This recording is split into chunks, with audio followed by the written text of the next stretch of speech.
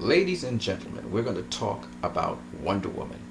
This time we're going to compare Wonder Woman's origin of her symbol, which you see in front of you, to that of other members of the Trinity, that of Superman's origin of his symbol, and Batman's origin of his symbol.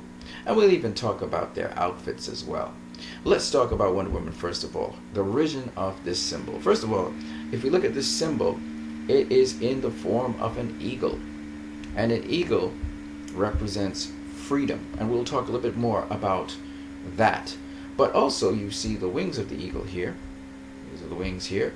You can see also the head of the eagle here. And you can see, but if you want to consider it, this can be the talons or feet of the eagle, if you're paying attention, like that. You'll also notice that the symbol forms multiple W's. So there are many W's here. Alright. And also, you will notice that there are some V's crossing the W's as well. And even each W makes a V anyway, so. But there are some V's crisscrossing them. You can see right here. Okay? Form the talons. Now, if you look at the crest on Wonder Woman's chest, that's pretty much the symbol of Wonder Woman, right? And like I said, again, the wings are there. It's a little bit more elaborate. There's a tail here. But you see the W's, the multiple W's, the head, multiple W's, and then, of course, the V that crosses the W's, which is the Wonder Woman symbol.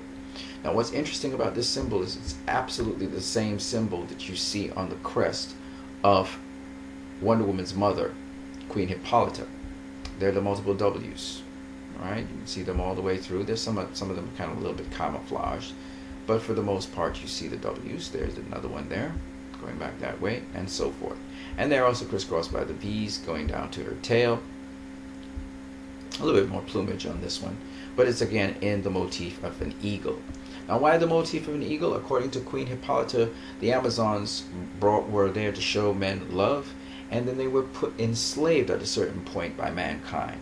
And because of that, they had to fight for their freedom, and Hippolyta led the charge to free the Amazons, hence the eagle symbol, which represents freedom. As you know, it's a symbol of freedom also and liberty in the United States of America, and Lady Liberty has something to do with that as well. All right, so all of these things are important motifs. So that's why that symbol is what it is. But more importantly, Diana inherited this symbol from the Amazons. She inherited the symbol that Queen Hippolyta has from Queen Hippolyta herself. All right, and the suit she has, that Diana wears, that suit she also inherited from the Amazons that was in their tower. And the motif is on the suit. So really, Wonder Woman's motif comes from her suit, which came from the Amazons. And she inherited this motif from her mother. Well, we know that the suit and so on that was in the tower, Hippolyta said they were gifts from the gods. So, but nonetheless, it's in the form of Amazon wear, battle gear. So therefore, the suit is Amazon. Now, that's very important to remember. Two things you must remember. Diana inherited this particular motif from her mother. And secondly, that her suit, she did not make that suit. That was a suit that she inherited as well from the Amazon. She actually stole it, actually. She didn't inherit it. She stole it. Let's look at Superman. Do you know that Superman has very much the similar motif to Diana? Superman shares a glyph on his chest. As you can see here, this is the glyph here. But this glyph is shared by members of his household. It's known as the household of El, and the glyph represents hope, as his father's consciousness explains to him. And so Superman also inherits his symbol from his father. Like Wonder Woman inherits her symbol from her mother and the Amazons, Superman inherits his symbol from his father and the House of El, or Kryptonians. Okay?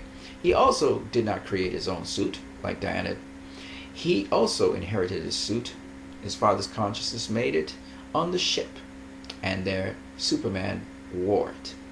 Now, this is very important to remember, because when we approach Batman, there's no such thing as inheritance or passing down some trait or some symbol.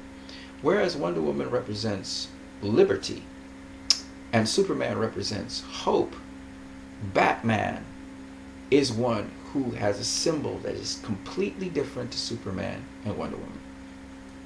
And his symbol comes from a creature of the night.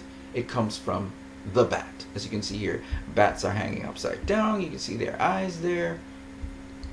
But this is a typical bat. You can see the head of the bat right here. And you can also see its wings. And you can see its little feet, its little talons there, and its little tail. Okay? And you can see its ears. Now, Wonder Woman also has a symbol of an animal. And it's also an animal that flies. It's a bird. It's an eagle. But Batman has a creature of the night, not of the day, of the night, a bat. And bats are generally, you think of them with Dracula, and you think of them with horror and fear. And bats are kind of weirdish creatures. They live in the night, so they make you scared when they come at you. And because of that, Batman, little Bruce Wayne, was scared by these bats when he fell down a shaft of a well into a cave. And because he was scared by these bats gave him that inspiration to be that fear to criminals. And if you look very carefully in Zack Snyder's Batman v Superman, the beginning where Batman is dreaming and he's talking about the dream of his creation into the Batman, you will notice the symbol of Batman, his bat crest, being created by little Bruce as he goes up into the light. Here are the two ears of the little bat. You can see its wings. You can see its two little feet here and its little tail. Okay? Very much this symbol you're watching, which is just really brilliant by Zack Snyder. Okay? It's just a mark of brilliance.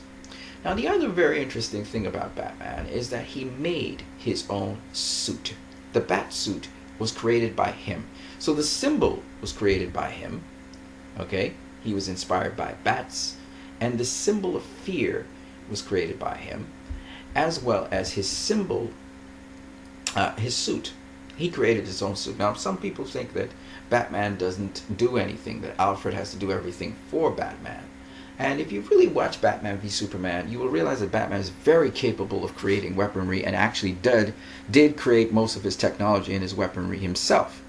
In fact, if you were to pay attention in Batman v Superman, Batman needed no help from Alfred to make the kryptonite gas, to make the kryptonite spear, to make the kryptonite batsuit. He was not employing any help from Alfred to do that. Now, whether Alfred helped him to train him to be able to use that technology or not is another story. But what you will notice is that Batman is very capable of handling technology, according to Batman v Superman. And if you were paying attention or you ever saw Batman 1989, you would know that Bruce Wayne handled most of the technological stuff that had to do with Batman. And very little Alfred the Butler did to help him, technologically speaking. Alfred would assist him with things like contacting people, and he would work along with him sometimes in tapping into things and bouncing ideas off of him. But very little hands-on work Alfred did. Now, in Batman v Superman, we see Alfred hands-on in terms of commandeering aircraft that Batman sometimes couldn't commandeer at his own time, so he would have to get assistance with Alfred. We saw Alfred maintaining some of his Batsuit gadgets. So we see Alfred does a lot of work, but we also notice that Bruce also does a lot of work.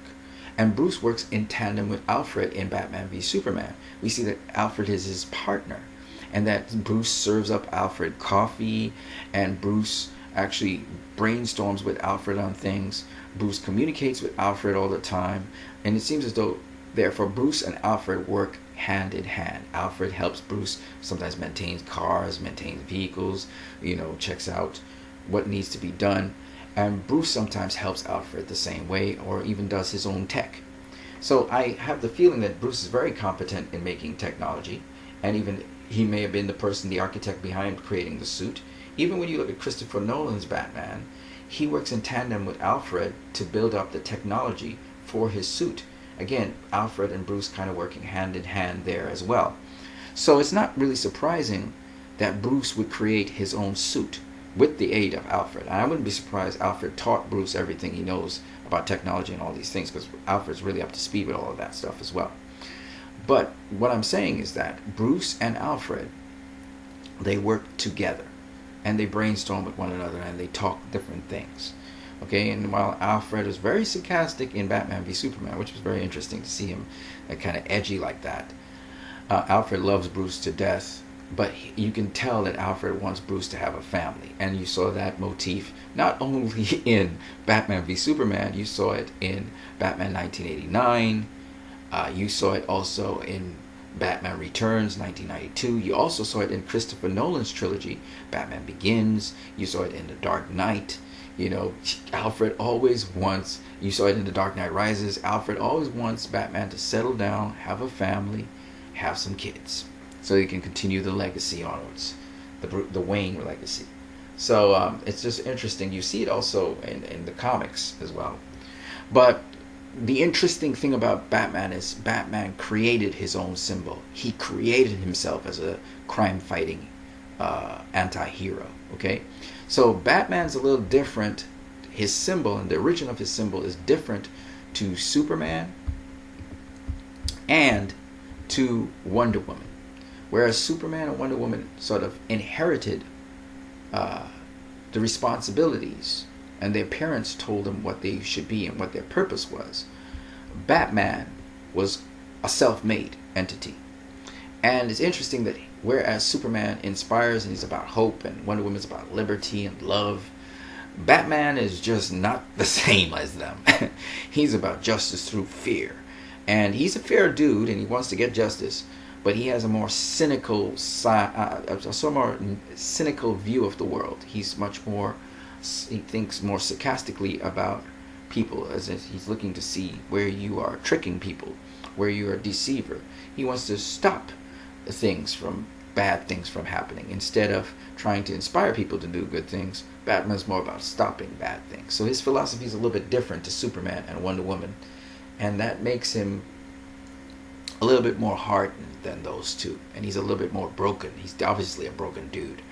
And so I think this is very important, that Superman and Wonder Woman, they still had instillation of morals and values from their parents, whereas Batman didn't have that full luxury. He had a certain time with his parents, but it was stripped of it, and he really didn't have any more parent figures.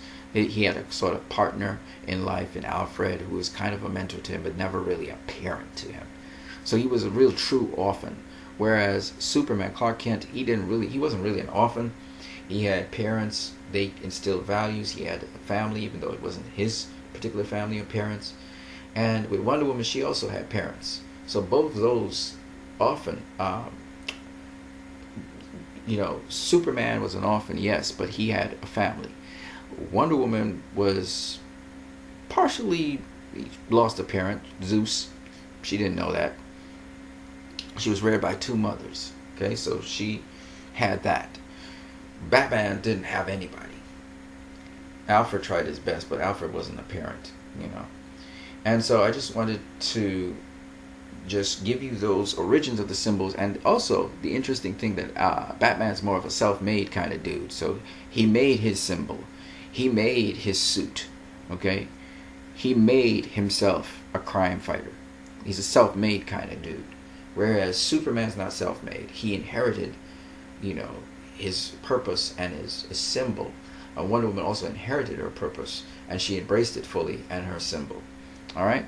So I thought I would share this with you guys. If you got any more interesting information you want to share on this topic, please feel free to do so. On that note, you guys have a great night. Have a good sleep. See you guys tomorrow.